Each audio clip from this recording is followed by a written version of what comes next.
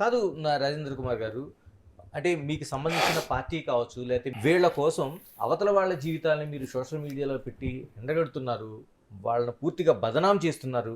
నిజంగా వాళ్ళ కుటుంబాలకు సంబంధించిన అనేక విషయాల్ని ఈ సోషల్ మీడియా ద్వారా చాలా డ్యామేజ్ చేస్తున్నారు. ఇప్పుడు ఏపీలో కూడా అదే జరిగింది. ఇప్పుడు కేసులు నమోదవుతున్నాయి. అసలు నిజంగా ఇంత చేస్తున్నారు కదా! ఏ ప్రతిఫలం లేకుండా చేస్తారా మీరు? అదే చెప్తున్నా కదా, వీళ్ళు ఆశపడతారు. నాయకుల కళ్ళలో ఆనందం చూస్తే, వాళ్ళని సంతోషపెడితే మాకు పదవి వస్తుంది కదా, మాకు మమ్మల్ని కూడా ఒక మంచి గుర్తింపు ఇచ్చి పార్టీ ప్రభుత్వం ఏర్పరిస్తే, పార్టీ పదవులు కానీ పార్టీ ప్రభుత్వం ఏర్పరిస్తే అక్కడ ఒక పదవి కానీ ఏదో రకంగా మనకు పదవి వస్తుంది కదా, మనం కొంచెం సంపాదించుకోవచ్చు కదా, ఒక కార్లో తిరగవచ్చు, ఓ ఇల్లు కట్టుకోవచ్చు. ఈ రకంగా ఆశతో చేస్తారు కానీ ఏమీ కాదు. అనవసరంగా వాళ్ళు శత్రువులు కావడం. నాయకులు బాగానే ఉంటారు, వీళ్ళు ఎవరినైతే టార్గెట్ చేస్తారో అది టార్గెట్ చేయడం అనేది ఈ మధ్యలో నేను చూస్తూ ఉన్నా. ఒక 6-7 ఇయర్స్ 8 ఇయర్స్ బ్యాక్ ఒక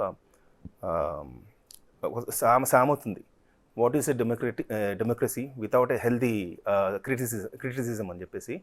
సో క్రిటిసైజ్ చేయండి, that is not the way you always turn them or abuse them in vulgar way, dragging అంటే వాళ్ళ ఫ్యామిలీస్ని తీసుకురావడము. వాళ్ళ ఫ్యామిలీస్ ఇప్పుడు మనం చూసాము, ఆయన పేరు ఏపీలో పాపం అమ్మాయిలు పవన్ కళ్యాణ్ గారి వాళ్ళ కూతుర్లని అసెంబ్లీ సాక్షిగా, ఆయన పెద్ద అయిన పాపం అంత వయసు ఉంది, అంత రాజకీయ అనుభవం ఉంది, దేశంలో కానీ మన ప్రపంచ చరిత్రలో ఆయనకు ఒక గుర్తింపు ఉంది ప్రపంచవ్యాప్తంగా. చంద్రబాబు ఆయనని ఆమె సతీమణి, ఆమె తల్లి లాంటిది అందరికి. అక్కడ ఉన్న అన్న వాళ్ళకి ఆయన తండ్రి వయసు ఉంటాడు. రేపటి రోజున కోపం వస్తే మీ తల్లిదండ్రులను కూడా అట్లే అంటారా? అంత నీచానికి దిగజారిన రాజకీయాలు. ఎందుకంటే ఇలా దిగజారడానికి ఏమైనా ప్రొవోకేట్ చేస్తారా మిమ్మల్ని అనుకోండి, లేకపోతే మీకు మీరే ప్రొవోకేట్ చేస్తారు? ఎందుకు చేయరు? అంటే అవతలి వ్యక్తిని మెంటల్లీ డీస్టెబిలైజ్ చేయడానికి, వాళ్ళ మెంటల్ స్టెబిలిటీని బ్రేక్ చేయడానికి, వాళ్ళని ఎమోషనల్లీ వాళ్ళని దెబ్బ కొట్టడానికి. వాళ్ళు ఏదైనా సపోజ్ మీరే ఒక మంచి పని చేస్తూ ఉన్నారు, నాకన్నా మీకు పేరు ఎక్కువ వస్తుంది, మీరు హైలైట్ అవుతున్నారు, మీరు ప్రజల్లో ప్రమోట్ అవుతున్నారు. సో మిమ్మల్ని నేను తగ్గించాలా, మీ విజ్డమ్ని బ్రేక్ చేయాలా, ఓకే, మీ ఇంటెలెక్చువాలిటీని దెబ్బతీయాలా, మీ ఇంటెలెక్చువల్ ఐడియాలజీని బ్రేక్ చేయాలా అంటే ఫస్ట్ నేను ప్రయత్నిస్తా. ఈ రకంగా మీరు పట్టించుకోరు.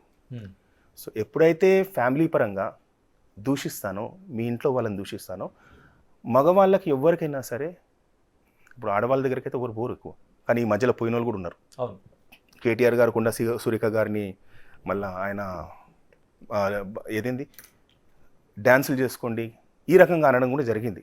అవును.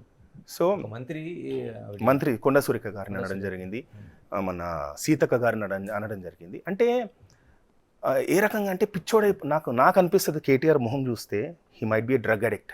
He's a confirm drug addict and a drunkard. In drunken స్టేట్లో, ఆ డ్రగ్స్ అడిక్షన్, ఆ ఇన్ఫ్లుయెన్స్లో, ఇనెబ్రిటేట్ కండిషన్లో he is not able to understand that what he is actually doing, ఏం చేస్తున్నారు.